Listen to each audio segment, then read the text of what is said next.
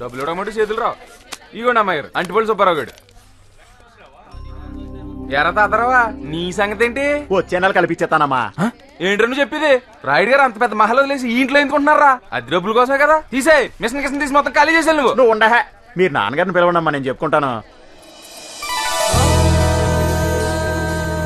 ఏ నెల కానీ అద్దె డబ్బులు సరిగ్గా కట్టకపోతే పెద్ద మగోడు వచ్చాడు, మిషన్ తీసుకెళ్ళి గోదాట్లో పెడతారంట.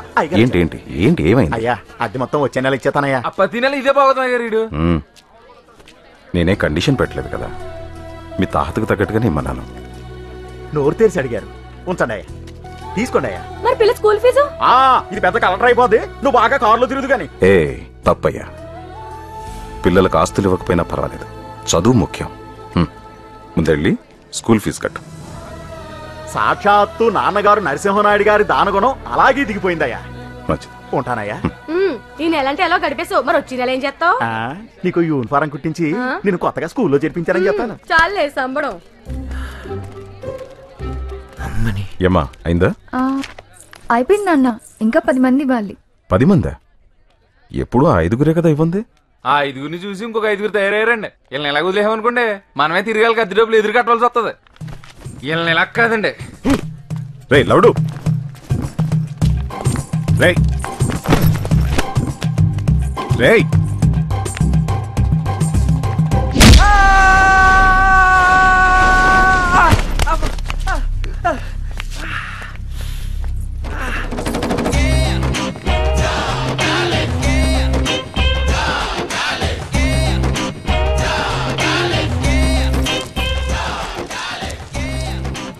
ఏంటి కొత్తగా ఏదో రెంట్ అంటున్నావుట? రెంటల్ యాక్ట్ మర్చిపోయావా లేక మర్చిపోయినట్టు యాక్ట్ చేస్తున్నావా? 15 ఏళ్ళ నుంచి ఉంటున్నాం, మన ముందు యాక్టింగ్ చేస్తాడా? యాక్ట్ మర్చిపోయినట్టున్నాడు. 12 ఏళ్ల నుంచి ఒకే ఇంట్లో రెంట్కున్నోళ్ళకి ఎన్ని హక్కులు ఉంటాయో మీకు తెలీదా? ఈ ఇంటి యజమానిగా నేను న్యాయంగానే అడిగాను, కాదంటే వాళ్ళకి ఏది న్యాయం అనిపిస్తే అదే చేయమను. ఇంటికొంటారు మీరా? అలా ఈ కొత్త కుర్రాడు అడుగుతున్నాడు. ఎవడ్రా నువ్వు? అవతారం చూస్తుంటే డైరెక్ట్ గా చంద్రమండలం నుంచి దిగినట్టుగా ఉంది. అసలేం తెలుసు నీకు ఈ గంధర్వ మహల్ గురించి? ఎంతో ధైర్యంతో ఈ భూత్ బంగళాలో ప్రవేశించి మహల్ మధ్యలో ఆంజనేయ స్వామి విగ్రహాన్ని ప్రతిష్ఠించి నిత్య ధూప దీప నైవేద్యాలతో పూజలు జరిపించి దయ్యాలు తోక ముడుచుకుని పోయేలా చేశాడు ఉత్తమమూర్తి. ఈడొచ్చాక దయ్యాల పొగారు వచ్చింది. నేను ఆంజనేయుడు ఉన్నామనే ధైర్యంతో ఈ మహల్లో 2వ పొయ్యి వెలిగించి ఈ మహల్కే వెలుగును తీసుకొచ్చాడు మా శెట్టి. వీడి వల్లే మహలంతా మసెట్టేసింది. కరెంటు బిల్లు కట్టలేక చీకట్లో మగ్గిపోతున్న ఈ మహల్కి తన లైటింగ్ తో కళాకాంతులు తీసుకొచ్చాయండి మన డేరాల సత్యబాబు. 1 2 3 వీడి దెబ్బకు 4 సార్లు వైరింగ్ మార్చవలసి వచ్చింది. నా సంగతి సరేనండి. తన రచనలతో గంధర్వమాల ఉనికిని ఆంధ్రదేశం మొత్తం చాటి చెప్పిన ఘనత మన డొల్లా సావిత్రి గారిదండి. నాదెప్పుడు ప్రియుడితోనే పెళ్ళా. అబ్బాబాబా ఏం పేర్లు, తాళం తీసిన తలుపులు, పుణ్యం కొద్దీ కన్య, అచ్చొచ్చిన ఆరో ప్రియుడు. ఇటు పెద్ద దాడులు కార్లు వేసుకొచ్చి మరి శతకబాదేహరి దీన్ని. ఆ మాటకొస్తే బయట ప్రపంచమే తెలియని మహల్ కి విజ్ఞానాన్ని వినోదాన్ని అందించిన మహాజ్ఞాని మా కేబుల్ కేశవ్ గురించి ఎంత చెప్పినా తక్కువే. వీడు చిన్నప్పుడు బాగా ఎరుపు, టీవీలు పేల్చి ఇలా మసెట్టేడు. ఇంతమంది త్యాగమూర్తుల జీవితాలని ఫలంగా పెట్టి టెనెంట్స్ హక్కుల పరిరక్షణ కోసం ఏర్పడింది మా ఈ టెనెంట్స్ జేఏసీ. టెనెంట్స్ జేఏసీ జిందాబాద్, టెనెంట్స్ జేఏసీ జిందాబాద్, టెనెంట్స్ జేఏసీ జిందాబాద్, టెనెంట్స్ జేఏసీ. పెట్టుకుని ఇలా వేసి అసలు అన్ని కాదు. ఇప్పుడు చెప్పరా ఈ ఇంటి మీద మాకు కాక ఇంకెవరు కొడుతున్నా హక్కు? రే బచ్చాగాడు వాడిని అడిగేదింట్రా? రేయ్ నువ్వెవడరా మమ్మల్ని అడగటానికి? రేయ్ నిన్నేరా అడిగేది? దయచేసి నా ఫ్లాష్ బ్యాక్ అడగండి. నీ ఫ్లాష్ బ్యాక్ మాకెందుకురా? ఎవరు నువ్వని అడుగుతున్నాను. నేనెవరో చెప్పాలంటే నా ఫ్లాష్ బ్యాక్ చెప్పాలి కదండి. అయితే నీ ఫ్లాష్ బ్యాక్ చెప్పు. బా దయచేసి నా ఫ్లాష్ బ్యాక్ అడగండి. చూసారా నేను నా ఫ్లాష్ బ్యాక్ చెప్పకముందే మీకు ఎంత టెన్షన్ వచ్చేస్తుందో, అందుకే చెప్పినాను. రేయ్ నువ్వు మళ్ళీ అదే చెప్తున్నావు. మీరు మళ్ళీ అదే అడుగుతున్నారు. It's all right. సరే కరెక్ట్ గా చెప్పు, నీకేం కావాలి? అదికి ఓ రూమ్ కావాలి సార్. రేయ్ నేను ఇక్కడ అడుగుతుంటే నువ్వు అక్కడ సమాధానం చెప్తున్నావేంట్రా? అర్థమేటర్ ఇంటి ఓనర్నే కదా అడగాలి. రేయ్ జేఏసీ పర్మిషన్ లేకుండా ఒక్కడు కూడా ఈ ఇంట్లో అడుగు పెట్టలేడు. ఈ అడ్వాన్స్ ఉంచండి. పైన బ్యాచులర్స్ రూమ్ ఉంది, అక్కడ ఉండు. ఫర్ అవర్ కైండ్ ఇన్ఫర్మేషన్ వాడెవడో ఇప్పటికీ చెప్పనే లేదు. వాడి ఎంట్రీనే ఇంత ఇరిటేటింగ్ గా ఉంటే వాడి ఇంట్లో ఉంటే మన కమిటీ ఉనికికే ప్రమాదం. రేయ్, వాడు మన దెబ్బకు ప్రాణాలు అరచేతుల్లో పెట్టుకొని పారిపోవాలి. చెప్పరా, ఎవరు నువ్వు? అసలు ఎక్కడికి ఎందుకు వచ్చావు? అదేంటండి పద్మవ్యూహంలో అభిమన్యుని రౌండ్ చేసినట్టు నన్ను కొడతారా? అభిమన్యుని కొట్టలేదురా, చంపేశారు. మర్డరా? మడ్రే, శవం కూడా కనిపించదు రోయ్. అయ్యో, మర్డరు శవాలు అంటున్నారు, నాకు భయం వేస్తుంది సార్. రాయుడితో రూల్స్ మాట్లాడినప్పుడు ఏమైందిరా ఈ భయం? అంటే మీ విశ్వరూపం ఇప్పుడే కదండి చూస్తున్నాను. ఇది ట్రైల్ రేరా, అసలు బొమ్మ ముందుంది. అబ్బో, నా ఓపిక పోయిందిరో. ఇప్పుడు ఇటు చెప్పకపోతే నా చేతిలో చచ్చాడే. అయ్యో కోప్పడకండి, దయచేసి నా ఫ్లాష్ బ్యాక్ ఎవరికి చెప్పొద్దని రిక్వెస్ట్. ముందు చెప్పావు, తర్వాత చెప్పాలో చావాలో ఆలోచిద్దాం. ఈ ప్రపంచంలో పంచభూతాలు 5, ఇది చాలా కొత్త విషయం. పంచపాండవులు 5. అబ్బో, చెప్పరా వీడు, చెప్పరా. నా లక్కీ నంబర్ కూడా 5. లక్కీగా మీరు 5. అసలు మ్యాటర్ రారా? చాలా తొందరపడుతున్నట్టున్నావు. నీ నంబర్ 1. వన్నా ఎవడే నెంబర్ 1? ఎవడు నెంబర్ 1? అయినా నాకు నెంబర్ 1 ఇస్తే నీకేంటి నొప్పి? ఇవ్వడానికి వాడెవడు, తీసుకోవడానికి నువ్వెవడయ్యా? మూర్తి గారు, మీరే నంబర్ 1, ఈ నంబర్ 2, ఈ నంబర్ 3, ఈ నంబర్ 4, నేను నంబర్ 5. నువ్వు చెప్పవా? Lucky fellow. Thank you. ఎవరి నంబర్లు వారు బాగా గుర్తుపెట్టుకోండి. ఇప్పుడు మనం ఫ్లాష్ బ్యాక్ లోకి వెళ్తున్నాం.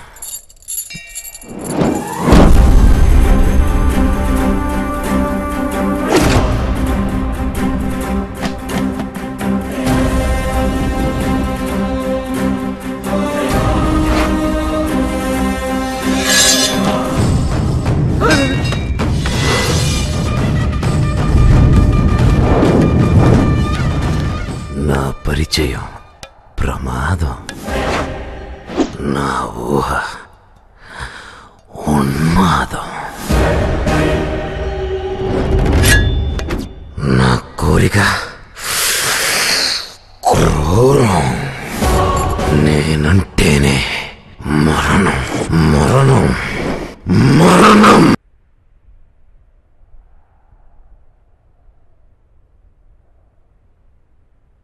అనవసరంగా అబ్బాయిని డిస్టర్బ్ చేశాము.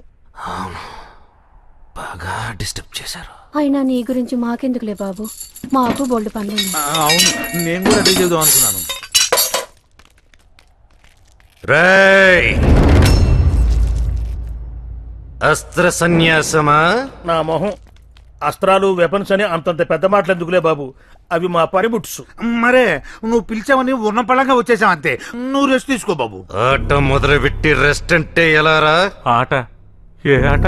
కపాల క్రీడ, ద నంబర్ గేమ్.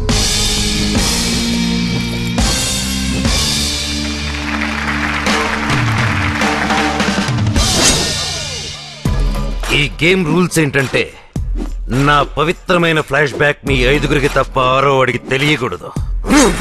తెలిస్తే 1వ వాడు 0లోకి వస్తాడు. అంటే మూర్తి గారు ఆటలోంచి అవుట్ అయిపోతారా? ఆట నుంచి మాత్రమే కాదు, మరి ఈ లోకం నుంచి కూడా.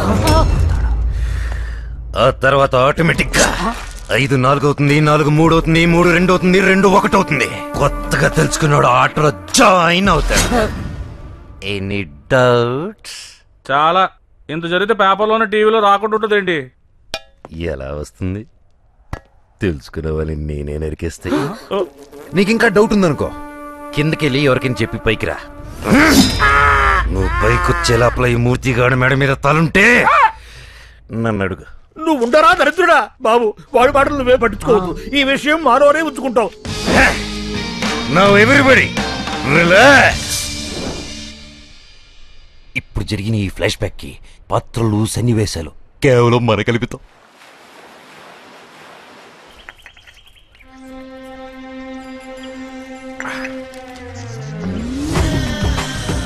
పొడి ఇందులో కొట్టు. మెల్లో బిల్లేసుకొని మరీ ఒళ్ళని చెప్తున్నారు. ఏంటి వింత? నీ పెడాకుడు, నీ పన్ను చూసుకోరా దరిద్రుడా. ప్రతి వాడు దూరేయడమే. ఉత్సవా, నేను నీ పిల్లనే ఉన్నాను బాబు. ఈ నెంబర్ చూసి ప్రతివాడు వెధవారాలు తీసేవాడే. సేఫ్టీ కోసం ఈ నెంబర్ లోపల వేసుకోమంటావు బాబు?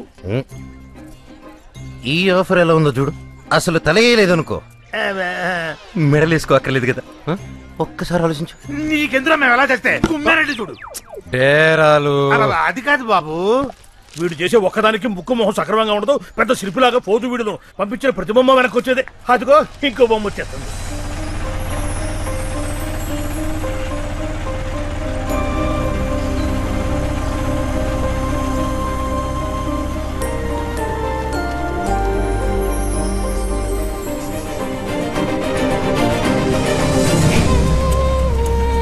బొమ్మ అదిరిందిరా.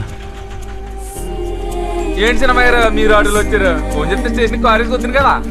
దిగుదురుగానే ఉండండి, స్టూలెట్కి వస్తాను.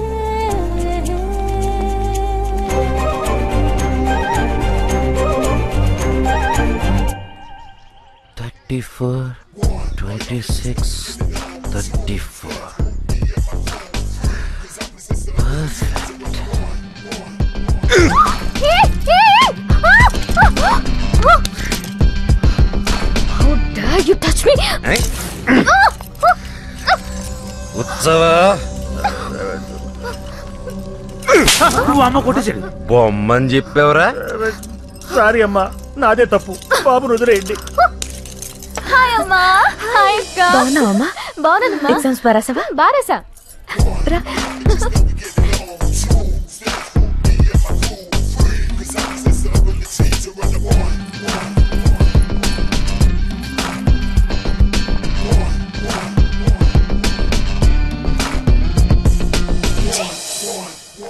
ఎవడ్రా వాడు? నిన్నే దిగాడండి, మంచోడు అనుకున్నాను. ఇలా దింపేస్తాడు అనుకోలేదు.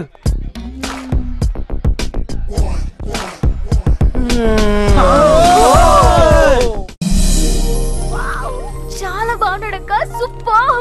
సంబంధం మంచిదేనమ్మా. అయితేనే ఇంత ఇల్లు పెట్టుకుని చాటుగా గుళ్ళకెళ్ళి పెళ్లి చూపులు చూసి రావాల్సి వచ్చింది.